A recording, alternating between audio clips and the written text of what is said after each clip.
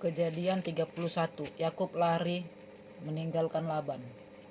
Kedengaranlah kepada Yakub anak-anak Laban berkata demikian, Yakub telah mengambil segala harta milik ayah kita, dan dari harta itulah ia membangun segala kekayaannya. Lagi kelihatan kepada Yakub dari muka Laban, bahwa Laban tidak lagi seperti yang sudah-sudah kepadanya. Lalu berfirmanlah Tuhan kepada Yakub, pulanglah ke negeri nenek moyangmu dan kepada kaummu, dan aku akan menyertai engkau. Sesudah itu Yakub menyuruh memanggil Rahel dan Lea untuk datang ke padang, ke tempat kambing dombanya. Lalu ia berkata kepada mereka, telah kulihat dari muka ayahmu bahwa ia tidak lagi seperti yang sudah-sudah kepadaku, tetapi Allah ayahku menyertai aku. Juga kamu sendiri tahu bahwa aku telah bekerja sekuat-kuatku pada ayahmu, tetapi ayahmu telah berlaku curang kepadaku dan telah 10 kali mengubah upahku, tetapi Allah tidak membiarkan dia berbuat jahat kepadaku. Apabila ia berkata yang berbintik-bintiklah akan menjadi upahmu, maka segala kambing domba itu beroleh anak yang berbintik-bintik. Dan apabila ia berkata yang bercoreng-corenglah akan menjadi upahmu, maka segala kambing domba itu beroleh anak yang bercoreng-coreng. Demikianlah Allah mengambil ternak ayahmu dan memberikannya kepadaku. Pada suatu kali pada masa kambing domba itu suka berkelamin, maka aku bermimpi dan melihat bahwa jantan-jantan yang menjantani kambing domba itu bercoreng-coreng, berbintik-bintik dan berbelang-belang. Dan malaikat Allah berfirman kepadaku dalam mimpi itu, Yakub, jawabku, ya Tuhan. Lalu ia berfirman, angkatlah mukamu dan lihatlah bahwa segala jantan yang menjantani kambing domba itu bercoreng-coreng, berbintik-bintik dan berbelang-belang. Sebab telah kulihat semua yang dilakukan oleh Laban itu kepadamu. Akulah Allah yang di Betel itu, di mana engkau mengurapi tugu dan di mana engkau bernazar kepadaku. Maka sekarang bersiaplah engkau, pergilah dari negeri ini dan pulanglah ke negeri sanak saudaramu. Lalu Rahel dan Lea menjawab Yakub, katanya, bukankah tidak ada lagi bagian atau warisan kami dalam rumah ayah kami? Bukankah kami ini dianggapnya sebagai orang asing karena ia telah menjual kami? Juga bagian kami telah dihabiskannya sama sekali, tetapi segala kekayaan yang telah diambil Allah dari ayah kami adalah milik kami dan anak-anak kami. Maka sekarang perbuatlah segala yang difirmankan Allah kepadamu. Lalu bersiaplah Yakub, dinaikkannya anak-anaknya dan istri-istrinya ke atas unta, digiringnya seluruh ternaknya dan segala apa yang telah diperolehnya, yakni ternak kepunyaannya yang telah diperolehnya di Padan Aram, dengan maksud pergi kepada Ishak ayahnya ke tanah Kanaan. Adapun Laban telah pergi menggunting bulu domba-dombanya. Ketika itulah Rahel mencuri terafim ayahnya, dan Yakub mengakali Laban orang Aram itu dengan tidak memberitahukan kepadanya bahwa ia mau lari. Demikianlah ia lari dengan segala harta miliknya. Ia berangkat menyeberangi sungai Efrat dan berjalan menuju pegunungan Gilead. Laban mengejar Yakub. Ketika pada hari ketiga dikabarkan kepada Laban bahwa Yakub telah lari, dibawanyalah sanak saudaranya. Bersama-sama dikejarnya Yakub 7 hari perjalanan jauhnya. Lalu ia dapat menyusulnya di pegunungan Gilead. Pada waktu malam datanglah Allah dalam suatu mimpi kepada Laban orang Aram itu, serta berfirman kepadanya, jagalah baik-baik supaya engkau jangan mengatai Yakub dengan sepatah kata pun. Ketika Laban sampai kepada Yakub, Yakub telah memasang kemahnya di pegunungan. Juga Laban dengan sanak saudaranya telah memasang kemahnya di pegunungan Gilead. Berkatalah Laban kepada Yakub, apakah yang kau perbuat ini? Maka engkau mengakali aku dan mengangkut anak-anakku perempuan sebagai orang tawanan. Mengapa engkau lari diam-diam dan mengakali aku? Mengapa engkau tidak memberitahu kepadaku supaya aku menghantarkan engkau dengan sukacita dan nyanyian dengan rebana dan kecapi? Lagi pula engkau tidak memberikan aku kesempatan untuk mencium cucu-cucuku laki-laki dan anak-anakku perempuan. Memang bodoh perbuatanmu itu. Aku ini berkuasa untuk berbuat jahat kepadamu. Tetapi Allah ayahmu telah berfirman kepadaku tadi malam, jagalah baik-baik, jangan engkau mengatai Yakub dengan sepatah kata pun. Maka sekarang kalau memang engkau harus pergi semata-mata karena sangat rindu ke rumah ayahmu, mengapa engkau mencuri dewa-dewaku? Lalu Yakub menjawab Laban, aku takut karena pikirku, jangan-jangan engkau merampas anak-anakmu itu daripadaku. Tetapi pada siapa engkau menemui dewa-dewamu itu? Janganlah ia hidup lagi. Periksalah ia di depan saudara-saudara kita segala barang yang ada padaku, dan ambillah barangmu. Sebab Yakub tidak tahu bahwa Rahel yang mencuri terafim itu. Lalu masuklah Laban ke dalam kemah Yakub dan ke dalam kemah Lea dan ke dalam kemah kedua budak perempuan itu. Tetapi terafim itu tidak ditemuinya. Setelah keluar dari kemah Lea, ia masuk ke dalam kemah Rahel. Tetapi Rahel telah mengambil terafim itu dan memasukkannya ke dalam pelana untanya dan duduk di atasnya. Laban menggeledah seluruh kemah itu, tetapi Rahim itu tidak ditemuinya. Lalu kata Rahel kepada ayahnya, "Janganlah Bapa marah karena aku tidak dapat bangun berdiri di depanmu, sebab aku sedang haid." Dan Laban mencari dengan teliti, tetapi ia tidak menemui terafim itu. Lalu hati Yakub panas dan ia bertengkar dengan Laban. Ia berkata kepada Laban, "Apakah kesalahanku? Apakah dosaku? Maka engkau memburu aku sehebat itu. Engkau telah menggeledah segala barangku. Sekarang apakah yang kau temui dari segala barang rumahmu? Letakkanlah di sini di depan saudara-saudaraku dan saudara-saudaramu, supaya mereka mengadili antara kita berdua. Selama 20 tahun ini aku bersama-sama dengan engkau. Domba dan kambing betinamu tidak pernah keguguran, dan jantan dari kambing dombamu tidak pernah kumakan. Yang diterkam oleh binatang buas tidak pernah kubawa kepadamu. Aku sendiri yang menggantinya. Yang dicuri orang, baik waktu siang, baik waktu malam, selalu engkau tuntut daripadaku. Aku dimakan panas hari waktu siang dan kedinginan waktu malam, dan mataku jauh daripada tertidur. Selama 20 tahun ini aku di rumahmu, aku telah bekerja kepadamu 14 tahun lamanya untuk mendapat kedua anakmu, dan 6 tahun untuk mendapat ternakmu, dan engkau telah 10 kali mengubah upahku. Seandainya Allah ayahku, Allah Abraham, dan yang disegani oleh Ishak tidak menyertai aku, tentulah engkau sekarang membiarkan aku pergi dengan tangan hampa. Tetapi kesengsaraanku dan jeripayahku telah diperhatikan Allah, dan ia telah menjatuhkan putusan tadi malam, perjanjian antara Yakub dan Laban. Lalu Laban menjawab Yakub, "Perempuan-perempuan ini anakku, dan anak-anak lelaki ini cucuku, dan ternak ini ternakku. Bahkan segala yang kau lihat di sini adalah milikku. Jadi apakah yang dapat kuperbuat sekarang kepada anak-anakku ini, atau kepada anak-anak yang dilahirkan mereka? Maka sekarang marilah kita mengikat perjanjian aku dan engkau, supaya itu menjadi kesaksian antara aku dan engkau." Kemudian Yakub mengambil sebuah batu dan didirikannya menjadi tugu. Selanjutnya berkatalah Yakub kepada sanak saudaranya, "Kumpulkanlah batu." Maka mereka mengambil batu dan membuat timbunan. Lalu makanlah mereka di sana di dekat timbunan itu. Laban menamai timbunan batu itu Yegar Sahaduta, tetapi Yakub menamainya Galet. Lalu kata Laban, "Timbunan batu inilah pada hari ini dan menjadi kesaksian antara aku dan engkau." Itulah sebabnya timbunan itu dinamanya Galet. Dan juga Mispa, sebab katanya, "Tuhan kiranya berjaga-jaga antara aku dan engkau apabila kita berjauhan. Jika engkau mengaibkan anak-anakku, dan jika engkau mengambil istri lain di samping anak-anakku itu, jangan ingatlah, walaupun tidak ada orang dekat kita, Allah juga yang menjadi saksi antara aku dan engkau." Selanjutnya kata Laban kepada Yakub, "Inilah timbunan batu dan inilah tugu yang kudirikan antara aku dan engkau.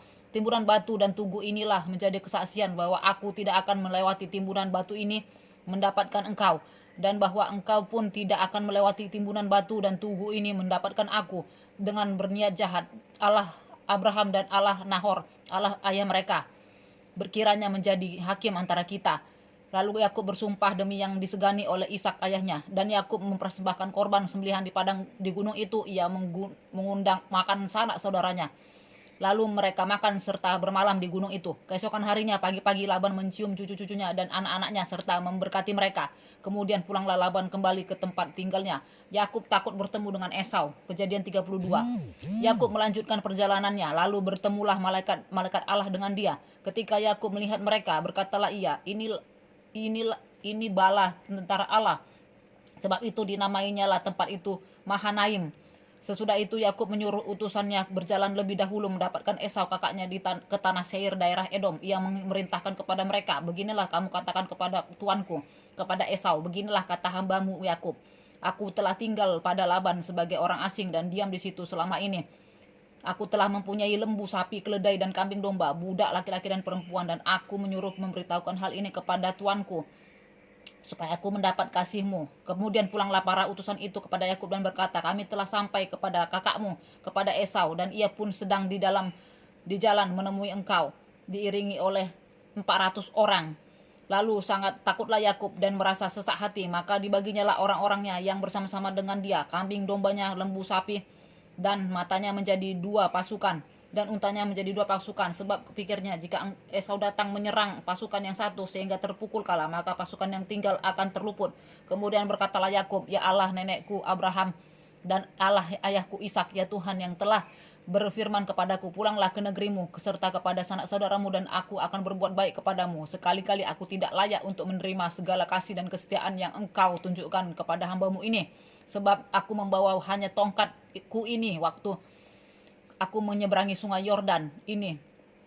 Tetapi sekarang telah menjadi 2 pasukan. Lepaskanlah kiranya aku dari tangan kakakku, dari tangan Esau, sebab aku takut kepadanya. Jangan-jangan ia datang membunuh aku, juga ibu-ibu dengan anak-anaknya.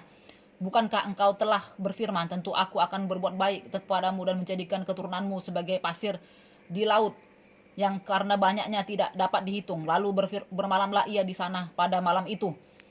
Kemudian diambilnyalah dari apa yang ada padanya suatu persembahan yang untuk Esau kakaknya, yaitu 200 kambing betina dan 20 kambing jantan, 200 domba betina dan 20 domba jantan, 30 unta yang sedang menyusui beserta anak-anaknya, 40 lembu betina dan 10 lembu jantan, dan 20 keledai betina dan 10 keledai jantan. Diserahkannya lah semuanya itu kepada budak-budaknya untuk dijaga tiap-tiap kumpulan tersendiri. Dan ia berkata kepada mereka, berjalanlah kamu lebih dahulu dan jagalah supaya ada jarak antara kumpulan yang satu dengan kumpulan yang lain. Diperintahkannya kepada yang paling di muka. Apabila Esau kakakku bertemu dengan engkau dan bertanya kepadamu, siapakah tuanmu dan kemanakah engkau pergi, dan milik siapakah ternak yang di depanmu itu? Jawablah, milik hambamu Yakub. Inilah persembahan yang dikirim kepada tuanku Esau, dan Yakub sendiri pun ada di belakang kami. Begitulah diperintahkannya baik kepada yang kedua maupun kepada yang ketiga, dan kepada sekalian orang yang berjalan menggiring kumpulan hewan itu. Katanya, seperti perkataanku tadilah kamu katakan kepada Esau apabila kamu berjumpa dengan dia. Dan kamu harus mengatakan juga, hambamu Yakub sendiri ada di belakang kami. Sebab pikir Yakub, baiklah aku mendamaikan hatinya dengan persembahan yang dia antarkan terlebih dahulu. Kemudian barulah aku akan melihat mukanya. Mungkin ia akan menerima aku dengan baik. Jadi persembahan itu diantarkan lebih dahulu. Tetapi ia sendiri bermalam pada malam itu di tempat perkemahannya. Pergumulan Yakub dengan Allah. Pada malam itu Yakub bangun dan ia membawa kedua istrinya, kedua budaknya perempuan dan ke-11 anaknya, dan menyeberang di tempat penyeberangan sungai Yabok. Sesudah ia menyeberangkan mereka, ia menyeberangkan juga segala miliknya. Lalu tinggallah Yakub seorang diri, dan seorang laki-laki bergulat dengan dia sampai fajar menyingsing. Ketika orang itu melihat bahwa ia tidak dapat mengalahkannya, ia memukul sendi pangkal paha Yakub, sehingga sendi pangkal paha itu terpelecok ketika ia bergulat dengan orang itu. Lalu kata orang itu, biarkanlah aku pergi, karena fajar telah menyingsing. Sahut Yakub, aku tidak akan membiarkan engkau pergi, jika engkau tidak memberkati aku. Bertanyalah orang itu kepadanya, siapakah namamu? Sahutnya, Yakub. Lalu kata orang itu, namamu tidak akan disebutkan lagi Yakub, tetapi Israel, sebab engkau telah bergumul melawan Allah dan manusia, dan engkau menang. Bertanyalah Yakub, katakanlah juga namamu. Tetapi sahutnya, mengapa engkau menanyakan namaku? Lalu diberkatinya lah Yakub di situ. Yakub menamai tempat itu Peniel, sebab katanya, aku telah melihat Allah berhadapan muka, tetapi nyawaku tertolong. Lalu tampaklah kepadaku matahari terbit ketika ia telah melewati Peniel, dan Yakub pincang karena pangkal pahanya. Itulah sebabnya sampai sekarang orang Israel tidak memakan daging yang menutupi sendi pangkal paha, karena dia telah memukul sendi pangkal paha Yakub pada otot pangkal pahanya. Yakub berbaik kembali dengan Esau. Kejadian 33. Yakub pun melayangkan pandangnya, lalu dilihatnya lah Esau datang dengan diiringi oleh 400 orang. Maka diserahkannya lah sebagian dari anak-anak itu kepada Lea, dan sebagian kepada Rahel serta kepada kedua budak perempuan itu. Ia menempatkan budak-budak perempuan itu beserta anak-anak mereka di muka, Lea beserta anak-anaknya di belakang mereka, dan Rahel beserta Yusuf di belakang sekali. Dan ia sendiri berjalan di depan mereka, dan ia sujud sampai ke tanah 7 kali, hingga ia sampai ke dekat kakaknya itu. Tetapi Esau berlari mendapatkan dia, didekapnya dia, dipeluk lehernya, dan diciumnya dia. Lalu bertangis-tangisanlah mereka. Kemudian Esau melayangkan pandangnya, dilihatnya lah perempuan-perempuan dan anak-anak itu. Lalu ia bertanya, siapakah orang-orang yang beserta engkau itu? Jawab Yakub, anak-anak yang telah dikaruniakan Allah kepada hamba-Mu ini. Sesudah itu mendekatlah budak-budak perempuan itu beserta anak-anaknya, lalu mereka sujud. Mendekat jugalah Lea beserta anak-anaknya. Dan mereka pun sujud. Kemudian mendekatlah Yusuf beserta Rahel, dan mereka juga sujud. Berkatalah Esau, apakah maksudmu dengan seluruh pasukan yang telah bertemu dengan aku tadi? Jawabnya, untuk mendapat kasih tuanku. Tetapi kata Esau, aku mempunyai banyak adikku, peganglah apa yang ada padamu. Tetapi kata Yakub, janganlah kiranya demikian. Jikalau aku telah mendapat kasihmu, terimalah persembahanku ini dari tanganku, karena memang melihat mukamu adalah bagiku serasa melihat wajah Allah, dan engkau pun berkenan menyambut aku. Terimalah kiranya pemberian tanda salamku ini yang telah kubawa kepadamu, sebab Allah telah memberi karunia kepadaku, dan aku pun mempunyai segala-galanya. Lalu bujuk-bujuknya lah Esau, sehingga diterimanya. Kata Esau, baiklah, kita berangkat berjalan terus, aku akan menyertai engkau. Tetapi aku berkata kepadanya, tuanku maklum bahwa anak-anak ini masih kurang kuat, dan bahwa beserta aku ada kambing domba dan lembu sapi yang masih menyusui. Jika diburu-buru 1 hari saja, maka seluruh kumpulan binatang itu akan mati. Biarlah kiranya tuanku berjalan lebih dahulu dari hambamu ini, dan aku mau dengan hati-hati beringsut maju menurut langkah hewan yang berjalan di depanku, dan menurut langkah anak-anak, sampai aku tiba pada tuanku di Seir. Lalu kata Esau, kalau begitu baiklah, aku tinggalkan padamu beberapa orang dari pengiringku. Tetapi Yakub berkata, tidak usah demikian, biarlah aku mendapat kasih tuanku saja. Jadi pulanglah Esau pada hari itu berjalan ke Seir. Tetapi Yakub berangkat ke Sukot, lalu mendirikan rumah, dan untuk ternaknya dibuatnya gubuk-gubuk. Itulah sebabnya tempat itu dinamai Sukot. Dalam perjalanannya dari Padan Aram, sampailah Yakub dengan selamat ke Sikem di tanah Kanaan. Lalu ia berkemah di sebelah timur kota itu. Kemudian dibelinya lah dari anak-anak Hemor bapa Sikem sebidang tanah, tempat ia memasang kemahnya, dan dengan harga 100 kesita ia mendirikan mesbah di situ, dan dinamainya itu Allah Israel ialah Allah.